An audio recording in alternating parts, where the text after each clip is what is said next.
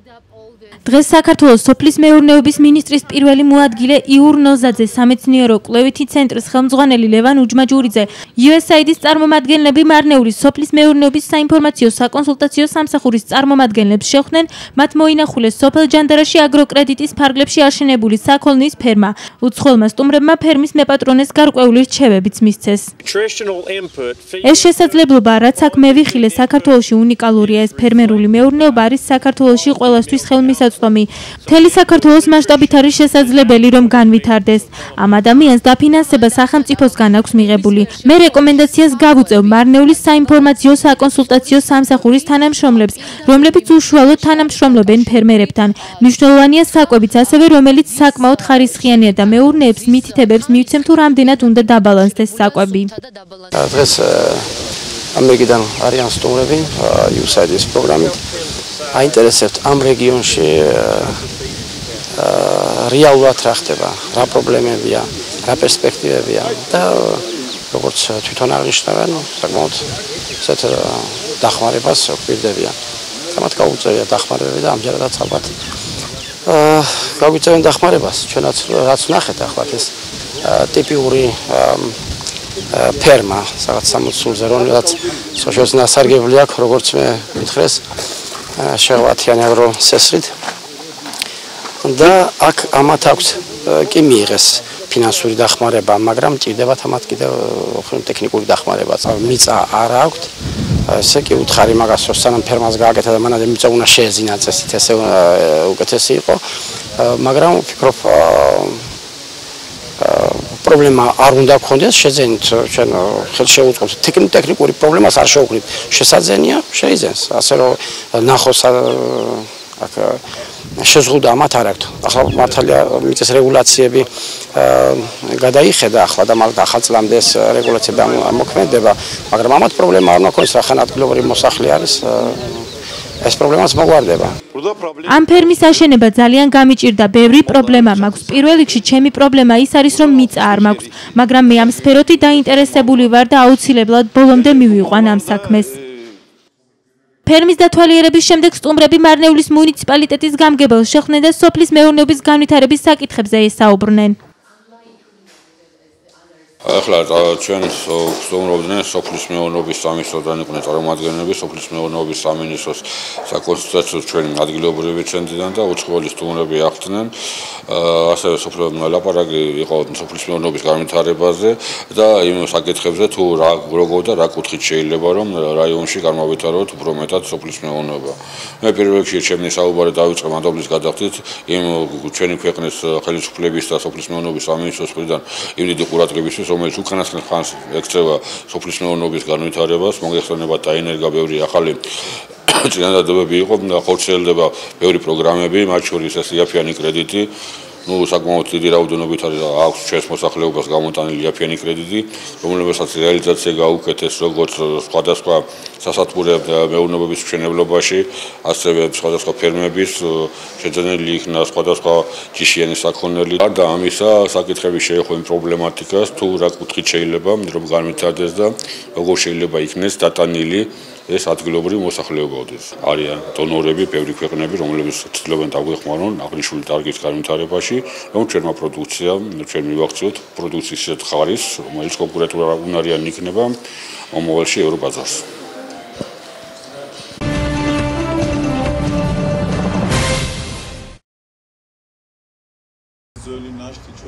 24 სექტემბერს სამასი არაგველის ხსენების დღე აღინიშნება არქეოლოგიური გათხრების შედეგად 2002 წელს სამასი არაგველის ბაღში კრწანისის ომში დაღუპული მეომრების სამარხები აღმოაჩინეს. 2008 წლის ივნისში კი უწმინდესმა და უნეტარესმა სრულიად საქართველოს კათოლიკოს პატრიარქმა ილია მეორემ სამასი არაგველი წმინდანად შერაცხა. 2010 წელს სრულიად საქართველოს საგვარეულოთა კავშირმა გვარი და გვარიშვილობამ დააწესა კრწანისობის დღესასწაული. დღეს 24 სექტემბერს აღნიშნულთან დაკავშირებით გაიმართა საზეიმო ღონისძიება, რომელშიც მონაწილეობას სხვადასხვა საგვარეულოს წარმომადგენლები იღებდნენ. სრულიად საქართველოს ულოცავ კრწანისობის დიდებულ დღესასწაულს. ეს დღესასწაული არის ეროვნული დღესასწაული. ეს დღესასწაული არის იმ გმირობის აღიარების დღესასწაული, რომელიც გმირობაც არა მარტო 300-მა არაგველმა, არამედ იმ 5000-მა კაცმა, რომელიც ერეკლეს გვერდით იყო, თავი დადეს. მაგრამ 300 არაგველები იყვნენ გამორჩეული. ამიტომ სრულიად მთელი საქართველო დღესასწაულობს ამას. კრწანისი არის ჩვენი ტკივილი, მაგრამ კრწანისი არის ჩვენი იმედი და მომავალი ქართველი ერისათვის თავდადებისა. საერთო მტერს ებრძოდა მთელი საქართველოში მცხოვრები არა ქართველები და განსაკუთრებით თავი გამოიჩინეს ეხლა ბურჩალოს რომ ეძახიან აი ამ ხალხის ცხოვრებლებმა ესენი მოძმე ერის წარმომადგენლები არიან ახლა აზერბაიჯანელებად იწოდებიან და განსაკუთრებით ერეკლეს ერთგულებით გამოირჩევოდნენ და არანაკლები გმირობა ჩაიდინა ხუდია მორჩალოელმა ვიდრე ნებისმიერმა ქართველმა. ეს ჩვენი ძმობის და მეგობრობის აღსანიშნავი დღესასწაულია და ყოველ კრწანისობას ისინი მონაწილეობენ და თავიანთ მადლიან სიტყვას ამბობენ. ჩვენ როგორც თის წარმომადგენლები, იმ თის გმირების სულების მოსახსენიებლად და ამ დღის მილიონჯერ გასამეორებლად ჩამოვედით, რომ პატივი მივაგოთ იმ გმირების ხსოვნას, პატივი ვცეთ, ხალხს ვაჩვენოთ, ახალგაზრდობას ვაჩვენოთ, რანი ვიყავით, საიდან მოვდივართ, როგორი გმირები ყავდნენ და როგორები უნდა დაიზარდნონ ქართველები. კრწანისობის ფარგლებში ბავშვთა ნახატების გამოფენა და სახელოვნებო სკოლების მოსწავლეთა შესრულებით კონცერტი გაიმართა. სახალხო დღესასწაულს ესწრებოდნენ მარნეულიდან სპეციალურად მიწვეული სტუმრები, ხუდია ბურჩალოელის შთამომავლებით. ამ დღეს ქართული მცირერიცხოვანი ლაშქარი შეეცადა დაეცვა თავისი დედაქალაქი. დაუმარცხით ამ ბრძოლაში, მაგრამ დამარცხებაც არის და დამარცხებაც. ზოგი დამარცხება გამარჯვების ტოლფასია. განსაკუთრებით მინდა აღვნიშნო და ეს ნაკლებად ცნობილი ფაქტია ჩვენს ისტორიაში, რომ ამ ბრძოლაში ქართველი მეფის ყმები ჩვენი სამხრეთ ესე იგი ქვემო ქართლის დღეს აზერბაიჯანელებს ვეძახი და ბორჩალოს ტომის თათრები ერთგულად მსახურებდნენ ქართველ მეფეს და ქართველების მხარდამხარ იბრძოდნენ.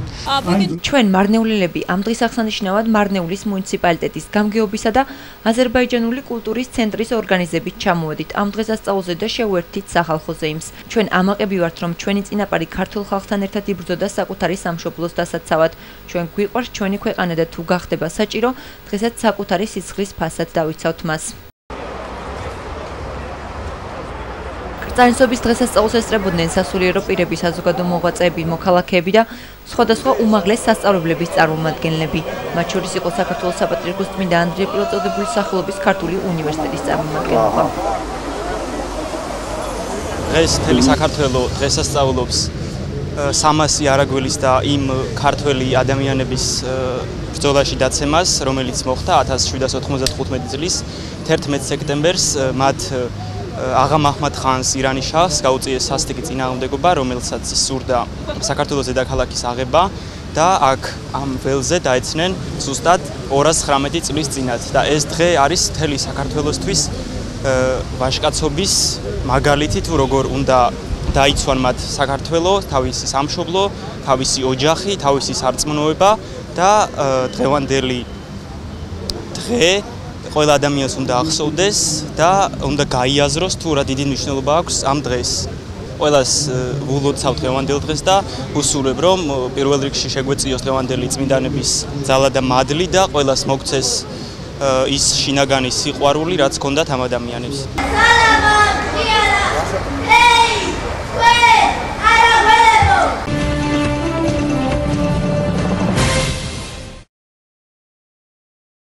სპორტისა და ახალგაზრდობის სამინისტრო ჭიდაობის ფედერაციის შიდა საქმეებში არ ჩაერევა. ამის შესახებ სპორტის დეპარტამენტის ხელმძღვანელი აცხადებს.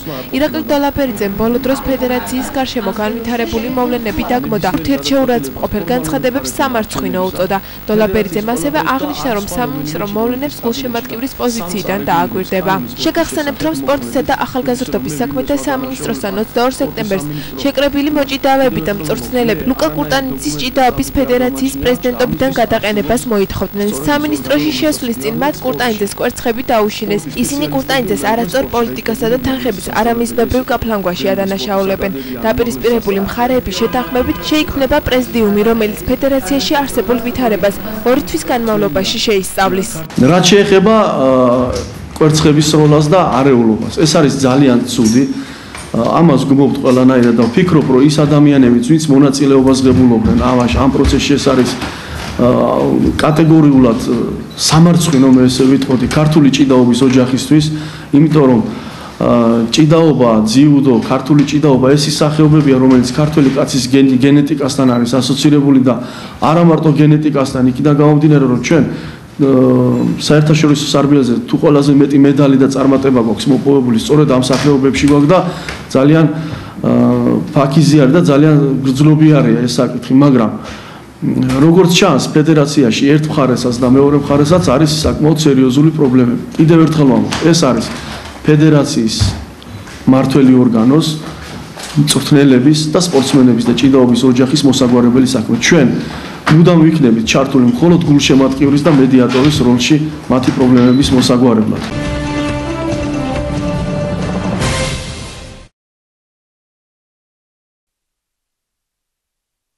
2014 წელს 2011 წელთან შედარებით სასამართლოს მიმართ ნდობის მაჩვენებელი მცირედით, მაგრამ მაინც გაზრდილია. ამის შესახებ კავკასიის კვლევის რესურს ცენტრის თანგარიშია ნათქვამი. მკვლევარებს ნდობის ზუსტი პროცენტული მაჩვენებლის დასახელება უჭირთ, თუმცა აცხადებენ, რომ კვლევის შედეგის მიუხედავად სისტემის დასახვეწად მეტი მუშაობაა საჭირო. კერძოდ მოსამართლეთა დამოუკიდებლობის, პროკურატურის, სამართალდამცავი სტრუქტურების გამჭვირვალობის მხრივ და სხვა. კავკასიის კვლევის რესურსის ცენტრმა მსგავსი კვლევა 2011 წელსაც ჩაატარა. კვლევა მართლმსაჯულების დამოკიდებულებისა და სამართლებრივი გაძლიერების პროექტის, მხარდაჭერით და ამერიკის შეერთებული შტატების საერთაშორისო განვითარების სააგენტოს დაფინანსებით აღმოსავლეთ-დასავლეთის მართვის ინსტიტუტმა განახორციელა. შევადაროთ ამ ორი კვლევის მონაცემები 3 წლის მანძილზე. ჩვენ ვხედავთ, რომ სასამართლოს და ზოგადად მართლმსაჯულების სისტემის მონაწილე მხარეების მიმართ ნდობა რამდენადმე არის გაზრდილი, ასევე რამდენადმე გაზრდილია ინფორმაციულობა მოსახლეობისა ამ საკითხების მიმართ, მაგრამ ეს ჯერ კიდევ არ არის საკმარის და ეს ჯერ კიდევ არ არის ისე მაღალი, როგორც ნდობა სხვა ინსტიტუტებისა და სხვა თუნდაც ორგანიზაციების მიმართ.